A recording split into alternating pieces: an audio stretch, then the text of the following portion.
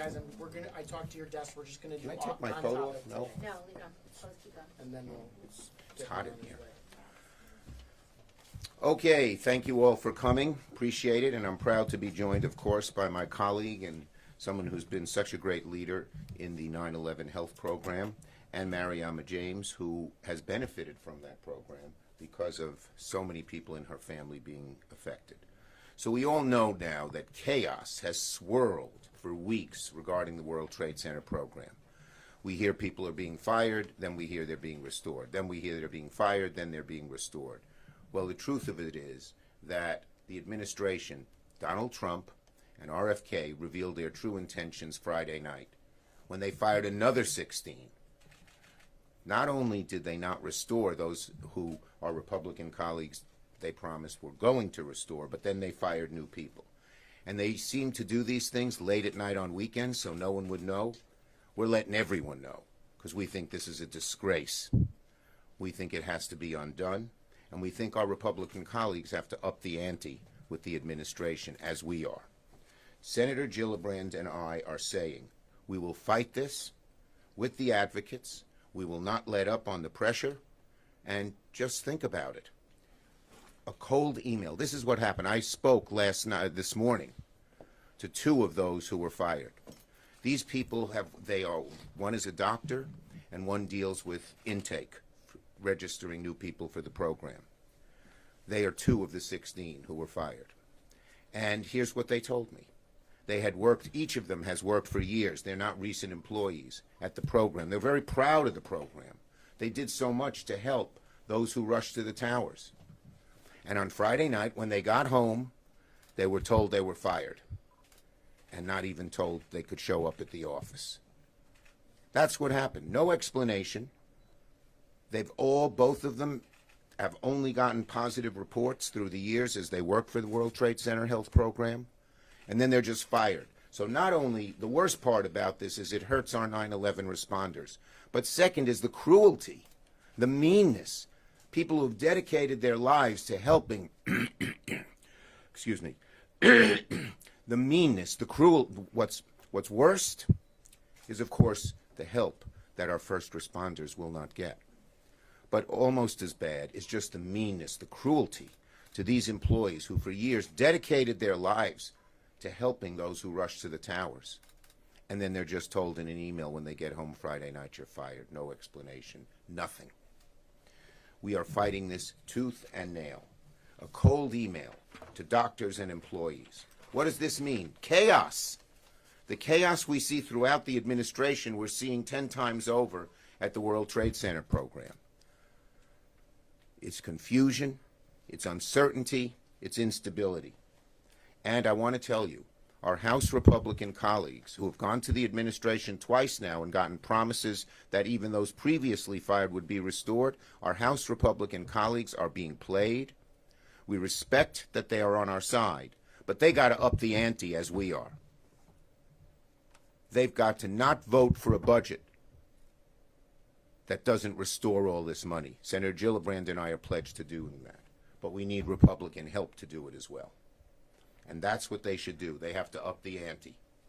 Because just going there and getting assurances clearly now is not enough.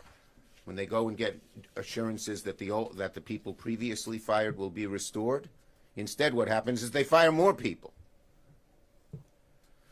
So basically the president and the administration and RFK are just lying. They said they don't want to touch the program, and then they fire 16 people as they did late Friday night. This is not a never forget. This is just, we're screwing the World Trade Center victims. We don't care about them. This is not how we treat our 9/11 heroes.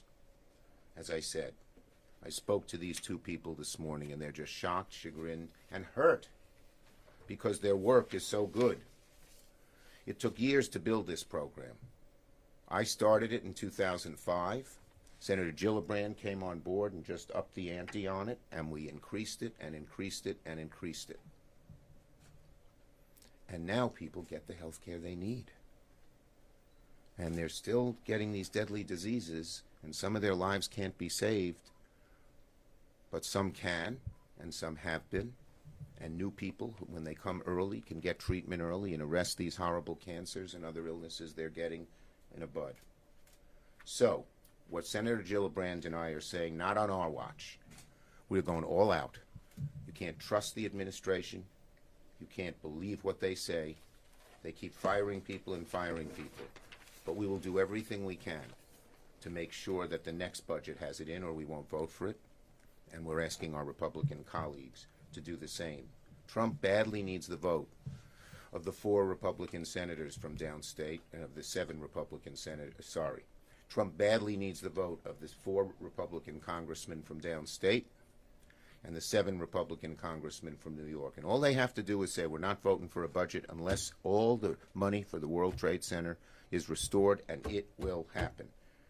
Gabarino has tried, but he's being played. And he should know that by now with this new information. Continuity of care is at risk. People who are in the middle of being treated for serious cancers are not getting the treatment anymore.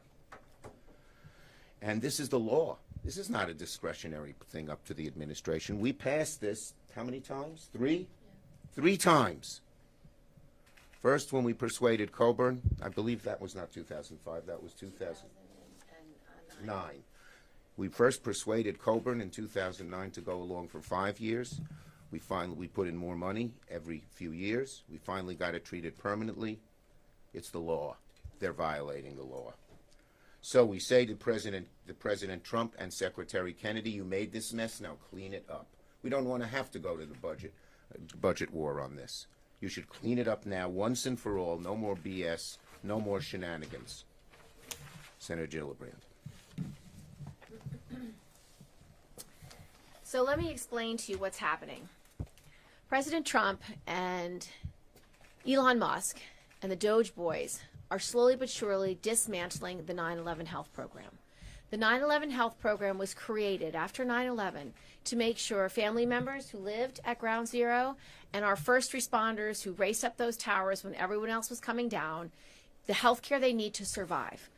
And what NIOSH has created is expertise over many years through epidemiologists, through doctors, and through a program where they monitor everybody's health.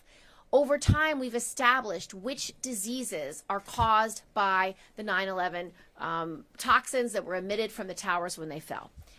So when he starts firing 16 people like he did on Friday night, he's firing the people who actually administer the program, who actually do the work. When you fire an epidemiologist, it means the person who has been doing the research over many years to assess which cancers, which diseases are caused by 9/11, all that expertise is lost.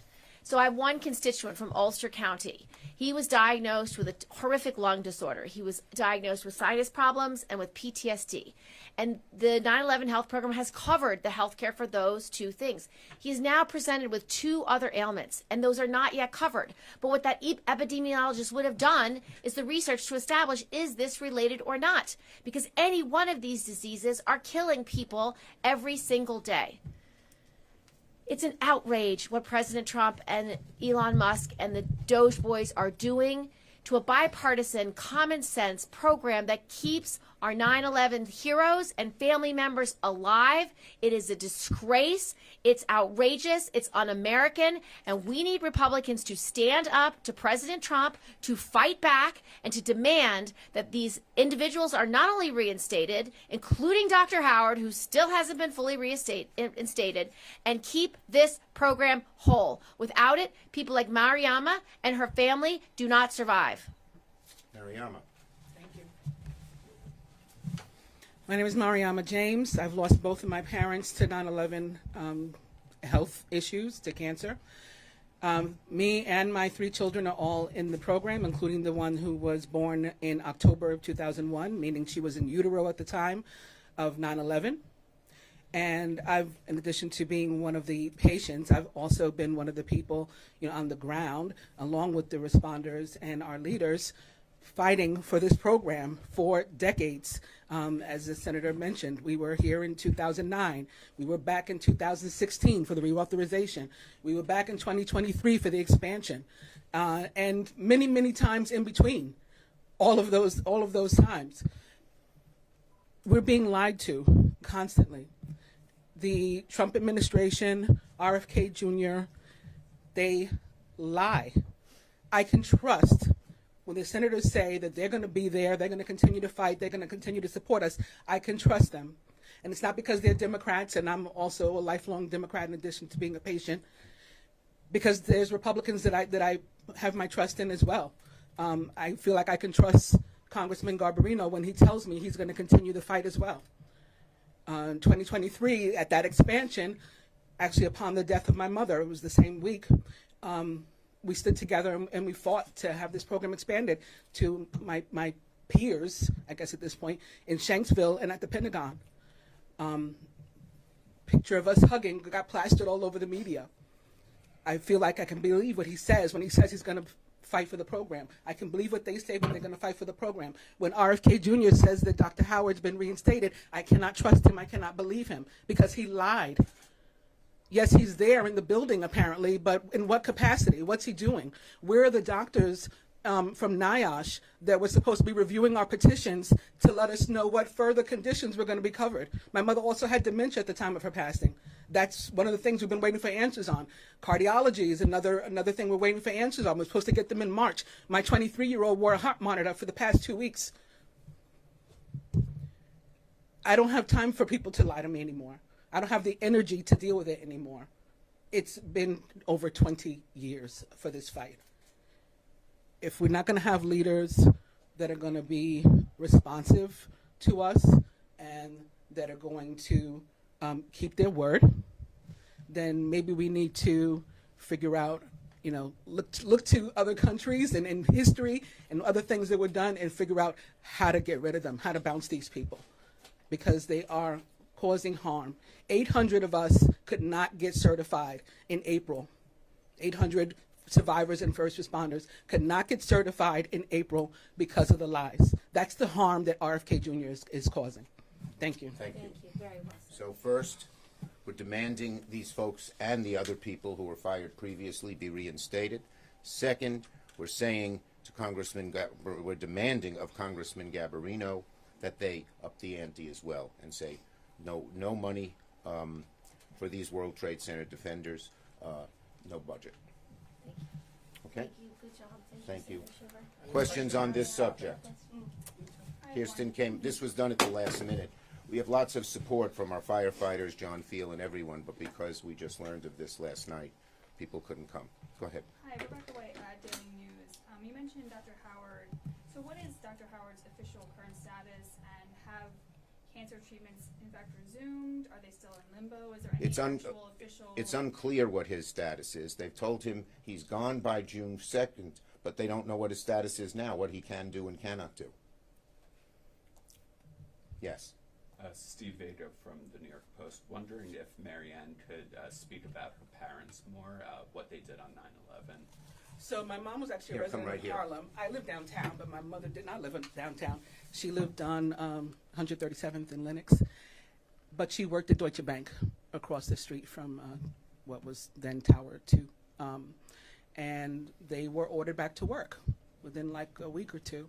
And she returned to work, and at the time, for me, it was a blessing because I was almost 9 months pregnant and ordered to remain in my home despite not having any power or water or anything because I live across the street from the hospital. So just in case I went into labor, I could have at least gotten to the hospital.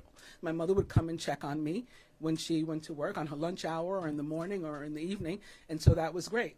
But, 20 years later, she developed colon cancer. My dad had been on Park Row, so like a block away from Tower 1 at the time at what was then a hardware store that we no longer have. And he actually got caught in the dust cloud, and so he died of lung disease. Okay. Thank you, everybody. Thank you. Take care. Thanks for coming. Well done, Chuck. Well done. Thank you.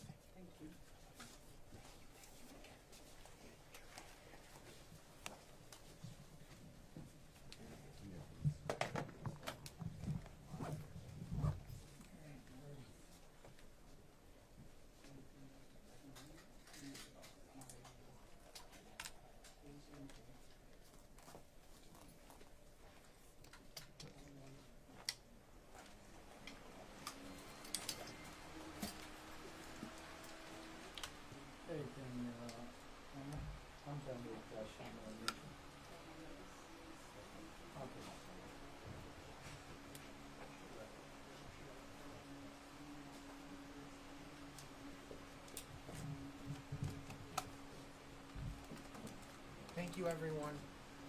Thank you. Rebecca, text me Hey, if you Nick, need go me. here. We're done here. I will. Thank you so much. That was actually Take perfect. this up to you. Okay, good. And what's Anissa's first name? Dawn.